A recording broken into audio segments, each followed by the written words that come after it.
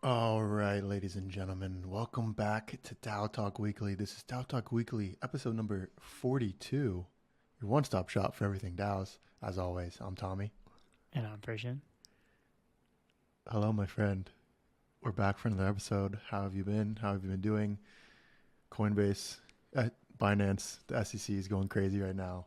How are you doing? I know you've been pretty active on Twitter. For all of our listeners who don't follow Persian, why don't you? You should. He's been in the trenches on Twitter. How do you feel about, general vibes? And then also, how do you feel about Gary just kind of like going off the deep end here?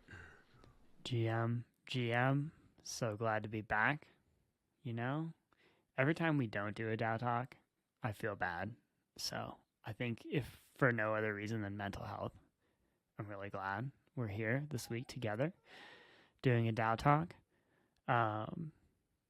Yeah, you're right. I have been schizo posting on Twitter this week as usual. Gary Gensler, he's crazy, man. He really is.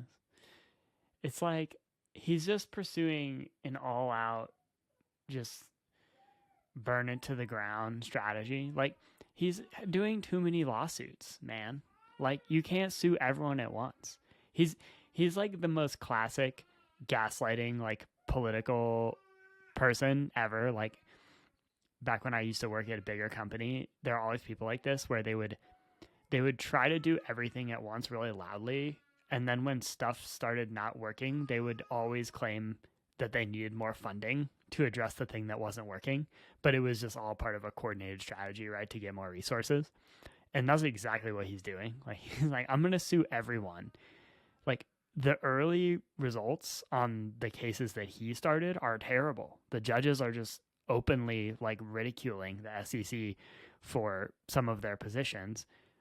The SEC already has an open case against Ripple that's been open since I don't know when, like 4 years ago, that isn't going very well. I mean, they're trying to call Ripple a security. Like, I'm sorry, if you can't prove that Ripple is a security, like, just stop.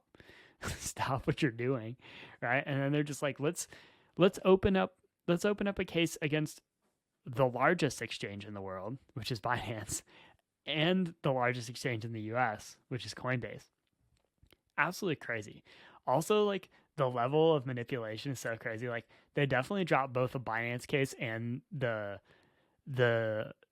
Coinbase case basically back to back so that they could be like, we dropped cases against two shady crypto exchanges this week, Binance and Coinbase, just trying to like lump them together.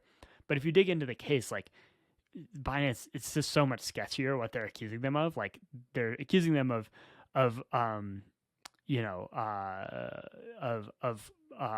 hosting an exchange for unregistered securities in both cases, but also with Binance's case, they're accusing them of like many other violations and sort of actions that are a lot more serious, whereas Coinbase is like just focused on the unregistered securities parts, and like Coinbase is just really legit compared to Binance. Like, they're a publicly listed company in the US that the SEC approved their filing, right? Whereas Binance is just like this, relatively like shady offshore exchange operator, but they're just like lumping them in so they can say the names of both exchanges in every PR release. It's so lame, dude. like Gary Gensler is just like the worst guy. You know what I mean? He's like that guy that everyone hates. he's just the worst guy, man. I saw I'm in like very the unimpressed. didn't he apply for like a counselor position for Binance and like in 2019? Was that true? I saw that on Twitter. I generally, with stuff like that, like, I wait for a little more confirmation before I repeat it. But I do know that he did shill Algorand aggressively in before he joined the SEC. Like, he was very involved in the crypto industry. He taught a crypto class. He shilled Algorand. He gave law classes on like whether cryptos were securities or not, and said 75% of them weren't. Like, it's fucking insane, man. He's such a goofball. Like, it's absolutely wild. I I personally saw. really don't think this is going to end well for, well, let me rephrase that. Things sometimes end well for people like Gary, even though they don't deserve it, because he's just going to gaslight his way up to another position and just leave a burning wreckage in his wake. But like, for the SEC, I think the odds that like this overall approach they're taking to crypto goes well for them is pretty low. There's already a bill in Congress to sort of like, clarify what the SEC does and doesn't have oversight of. And they're just poking the bear, man. Like, if you're going to be that much of a dick to like people and create like existential risks for them, you need to be more right than they are. Like, I'm not bullish on the SEC at all. Yeah. At all. Yeah. And I saw another good one. I might have been from you retweeting it, but it was like the SEC going after the big boys means they're going to be fighting against literally the best lawyers in the world. And the SEC like naturally just gets second tier lawyers because all the big lawyers go to the private companies, right?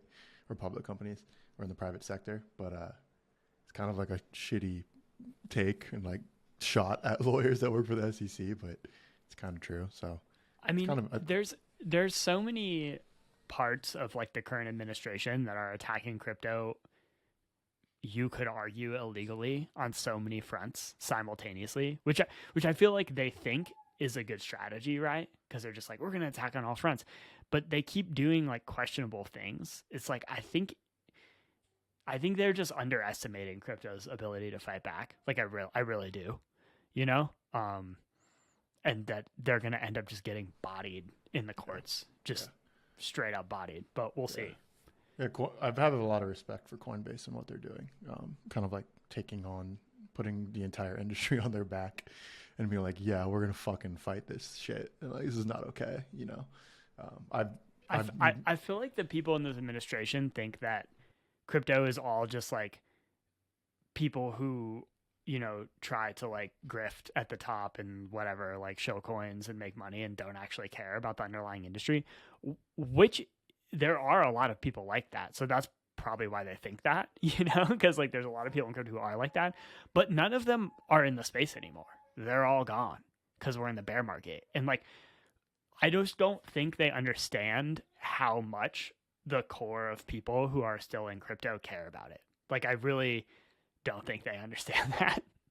And also how capable those people generally are. Like, a lot of them have money. They are very sophisticated, like computer science, economics, legal people. Like, I just really think that they're gravely underestimating the industry. I really do. Yeah.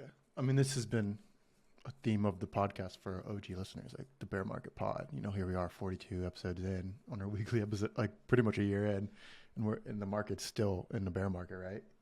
But our podcast is still going. We're still building. If you've been listening, there's always things happening, always things being built, things getting funded. So yeah, pretty sweet. So like going right into that, kind of parlaying that, positivity of the industry into, DAO news, what's been happening. We talked about Delegation Week last week, and this will probably be the last thing we say about it. Delegation Week at a glance, looking at a tweet, a graphic from the Tally account. One of those graphics that usually gets shared around, kind of showing like the state of an ecosystem. For this one, we have all the DAOs that were involved, the delegates that were involved, the DAO tools that were involved. We'll link this tweet if you want to go check out that graphic and maybe share it. And then some 3 stats by the numbers. We had 2,869 redelegations during Delegation Week. In total of those 2,869 redelegations, 8.43 million votes or voting power was redelegated in those 2,869 delegations. It's a lot of voting power. And then, of course, a little stat on the Twitter Spaces, because we can't, not just mention the Twitter Spaces. Over 11 hours of delegation panels and discussions, which are all going to be linked in the show notes as well if you want to go check out those recordings, or just check out, the main points from those panels if you don't want to listen to all of them. But there are some gems in there. I would go check those out for sure. Virgin, any like final thoughts on Delegation Week before we jump into some of the bigger weekly news in the space? I think the thing that I personally enjoyed most about Delegation Week was the opportunity to get to know more people in the DAO governance space that I didn't know before. On that note, really got to know the folks at Stable Lab a little bit better, which is a professional delegate organization. And you'll see some content about Stable Lab and professional delegates and delegate compensation coming out in the next few weeks out of that. Absolutely, absolutely. Got to meet a lot of new people, and like we said, like just because we learned, delegation isn't the hottest thing that can move the needle. We learned what does move the needle, and open up a lot of connections and room for collaboration in the future. All right, jumping right into the news this week, Arbitrum has announced that their first on-chain proposals will go live this week. There was a little bit of there was an error in the submission of the proposal version. Give a little breakdown on what the proposals are, why this is important for the ecosystem, particularly for the Arbitrum DAO ecosystem, because you are, I think, like a top 10 delegate now. Let's go. Arbitrum whale. What happened with the error, and then we can kind of have like a broader discussion. If only I owned as much ARB as was delegated to me, I probably wouldn't be on this podcast right now. Actually, that's not true. I would just retire but still do DAO talk, just for you, Tommy. The Arbitrum DAO does everything on chain, and that means first of all, their first proposals, on-chain proposals, so the first thing that's actually getting executed in the DAO is it's live on Tally. There's a 3-day voting, there's a 3-day delay period before the proposal goes live, to give people a chance to delegate and just prepare to vote. The proposals will become active for voting shortly. But because the Arbitrum DAO does everything on chain, when you do it on chain, if you make a mistake, you can't necessarily go back and edit some aspects of what was put on chain, right?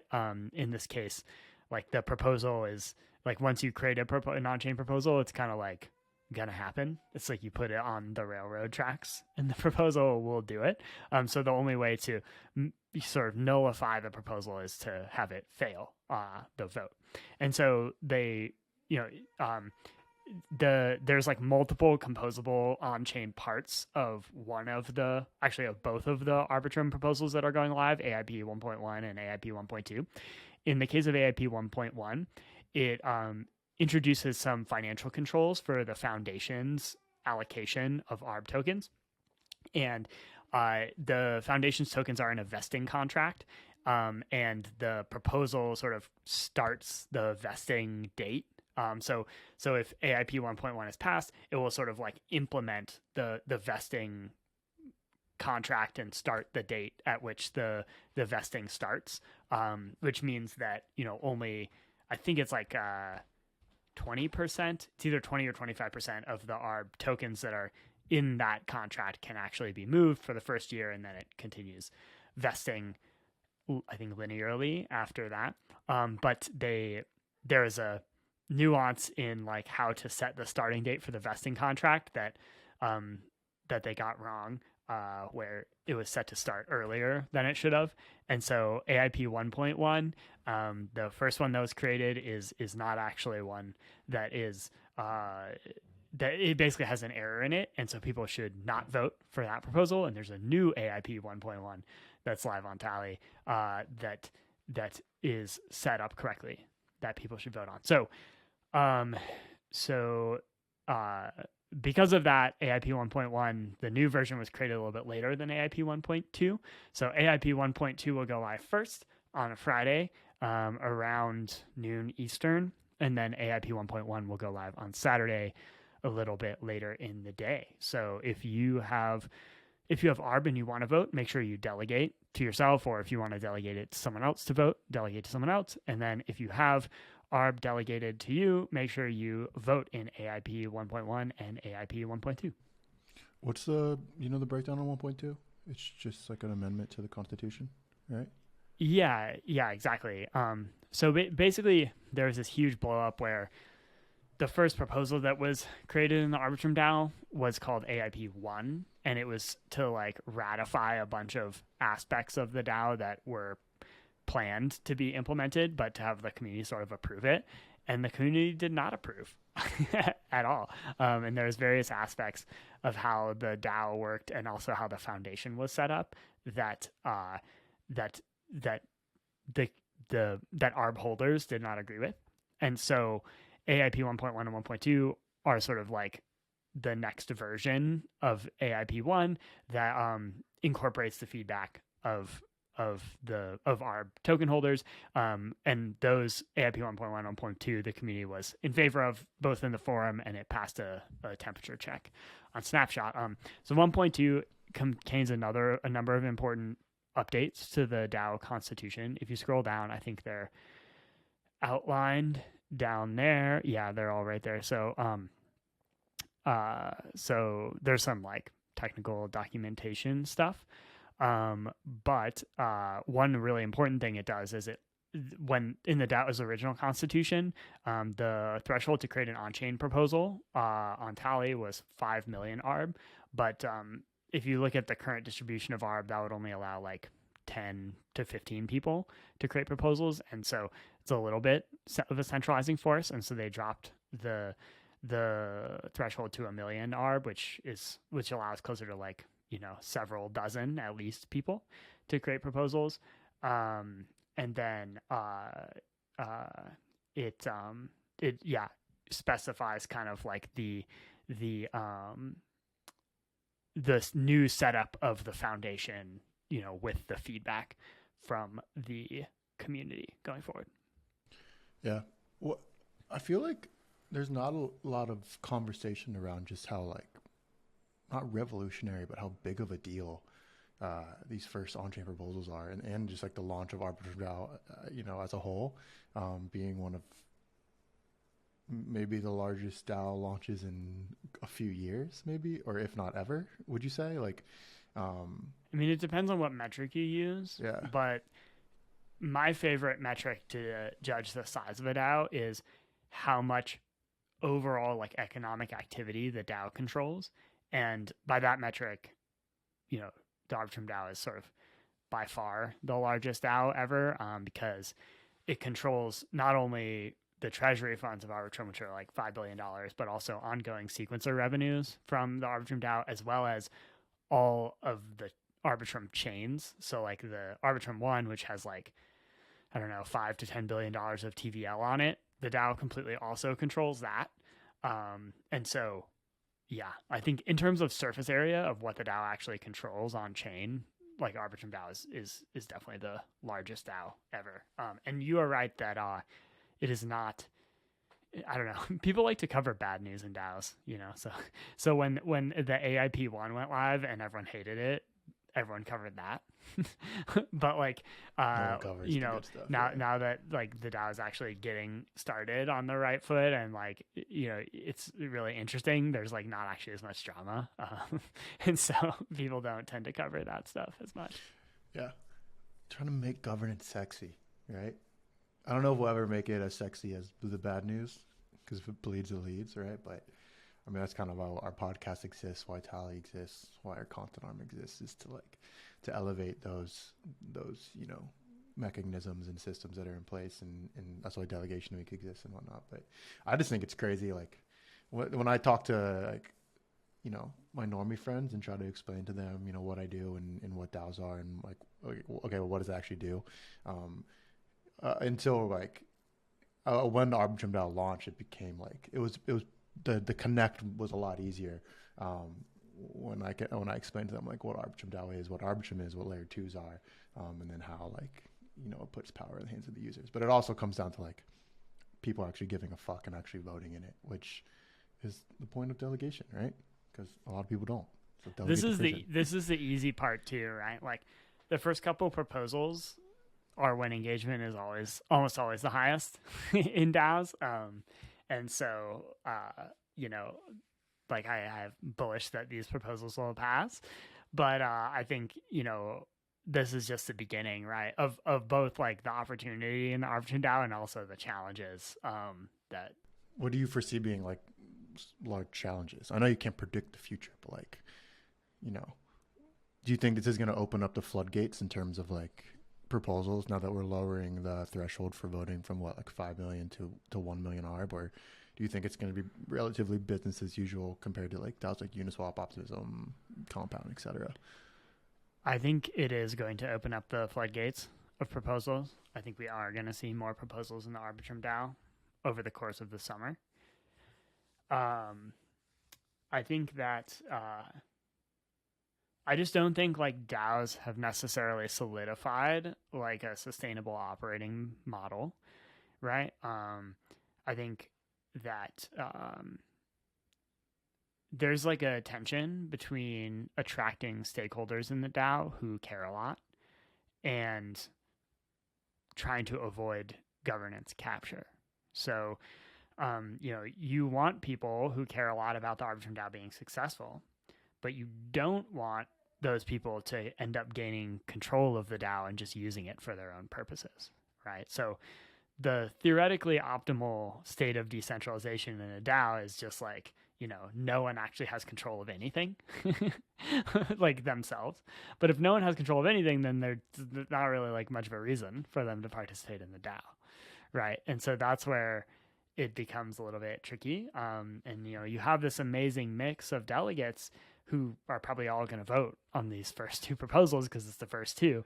But it's like all these folks, how do you sort of like continue to generate engagement so that they are invested in the DAO's success going forward? And similarly, like how do you expand the surface area of the Arbitrum DAO so more and more people are involved in contributing, but you still maintain that openness and decentralization? I don't think that's solved, and it's definitely not just going to magically be solved in Arbitrum just because it's the biggest one.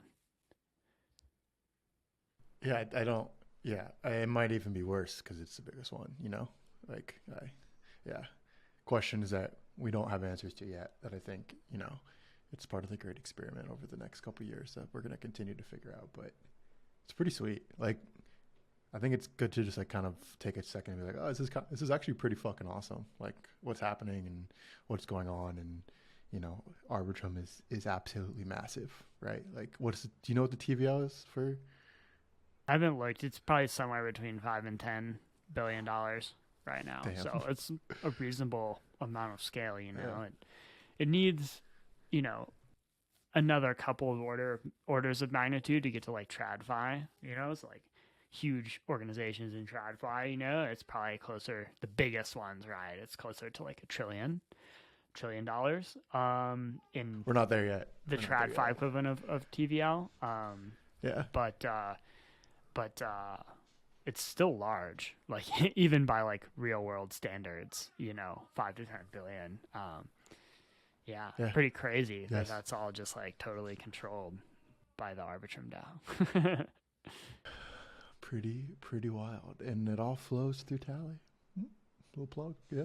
All right, enough of Arbitrum. Let's move into a piece from Cool Horse Girl on Tally newsletter number 100. That's right, 100. We've had 100 Tally newsletters since Tally's inception. It's gone through a few iterations of authors, from Monet Supply to a collection of assorted writers in between Monet Supply until we found CHG, Cool Horse Girl, who has taken it to the next level. This week's was Paying Delegates, Web3's Compensation Conundrum, a topic that we discussed a good amount about during Delegation Week, but I would say go check out this entire newsletter. There's no way we're going to be able to cover it all in this podcast. But Frisian, what are your just like general thoughts on compensation for delegates?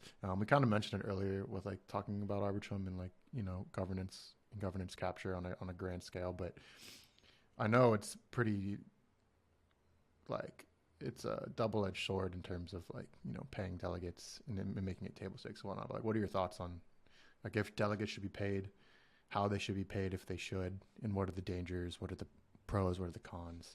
I know it's pretty open-ended, but I want to hear your thoughts on this. The short answer to whether delegates should be paid is a yes. It's a lot of work, right? Like we just talked, the Arbitrum DAO directly controls many billions of dollars in value. You definitely want really good people who are voting and participating in the DAO to make sure that resource is well stewarded. And it's really hard to retain really good people if you don't pay them. I think you can retain them for a while, right? Like there's other benefits to being a delegate or participating in the Arbitrum DAO that are more like social or reputational. But at the end of the day, it's not going to be sustainable if they're not being compensated, because they're eventually just going to go do something else where either they are getting paid for it or it's just like another important part of their life. Like I was talking with Gustav from Stable Lab about this. Like maybe they just want to hang out with their family in that time, you know. And so yes, delegates should get paid. The question is more how, right? And this speaks directly to the challenges that DAOs face, where you want to be able to compensate people for contributing to the DAO and for stewarding the DAO as a delegate, but you know, who makes the decision about whether to do that?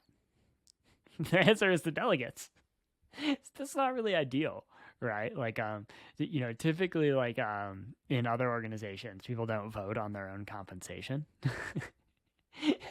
And that's because, you know, there's just like a pretty big conflict of interest there, right? Like you obviously ideally would want some sort of more objective party to be, you know, trying to align compensation and make sure people are paid fairly, but not too much, and that people are getting paid, you know, people are getting paid, you know, proportional to the value that they're delivering to the organization. And so, yeah, I think there's many experiments taking place on this, which Cool Horse Girl does an awesome job of highlighting experiments in play now that you can check out. But yeah, I think this is like a really important space to watch in the coming months. Yeah, for sure. Yeah, we'll link the newsletter below, and there's also a piece that went out earlier in the month, or maybe a month and a half ago, from Content Guild with Cool Horse Go and Gaia from Content Guild in collaboration with GFX Labs, who's one of, if not top delegates in the DAO ecosystem, part of a lot of the major DAOs. We've interviewed Getty, one of the OG DAO Talk interviews on the space. We'll link that interview as well in the show notes as well. So if you want to learn a little bit more and dive deeper, there's no shortage of written and visual and audio content for you to dive into. This is definitely going to be a topic we explore more going forward, having more content around that. So looking forward to that. Great conversation there. We're bringing home with a few product announcements. Tally now supports a few more changes this week. The first one we announced this week was Arbitrum Nova, which is now supported on Tally. So if you want to go build on Arbitrum Nova, go do that. Version we had a conversation off of air around like, you know, very few people understand what Arbitrum Nova is. I said, hey, is it a sidechain? And you're like, it's not just a sidechain. Maybe if you want to try to do it in 2 sentences, like literally 2. I want to see if you can do it and not like first of all, shout out to whoever made this promotional dude, graphic. I know, right? It's pretty for sweet. The Arbitrum Nova support announcement. God, that is hot. Arbitrum Nova is a very, very inexpensive layer 2 rollup that relies on a hybrid sort of committee for data availability, where it can fall back to the like highly secure Ethereum layer 1 for its data, but it also incorporates you know, more of an off-chain, like multi-sig, less secure approach to data that allows it to be way, way, way, way, way cheaper. It's picking up a lot of steam in the Arbitrum ecosystem. You should check it out. That might have been 2 sentences, but those are very long run-on sentences. But yeah, it's what Reddit's Web3 experiment runs on, if I'm not mistaken. And it's geared towards that's my understanding. Towards like the gaming ecosystem.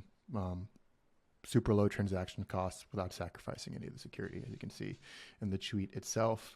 We'll have a few more announcements this week. I know we support Scroll as well. So we'll have that announced. If you're listening to this, it'll be announced because it's being announced today, the day we are recording. Frisian, that was a good episode, my friend. A lot of Arbitrum this week, but you know, Arbitrum's kind of dominating the space right now. Any closing thoughts on the week before we jump into another one? How are you feeling overall? Good, burnt out, bullish, bearish? You're about to hear my son, who's very upset about this week because he's been sick all week. But no, I'm feeling good. I feel like I'm starting to recover from delegation week and very stoked for what we have coming up for the rest of the summer. So, shout out to all of you. Make sure you're having a good summer. Go outside, Make sure you leave the house unless you're in New York. That seems unsafe right now. But for the rest of us, go touch grass. Have a great summer. And we'll be back next week for another episode of DAO Talk. Absolutely. It's been an honor, my friend. See you. Peace. Peace.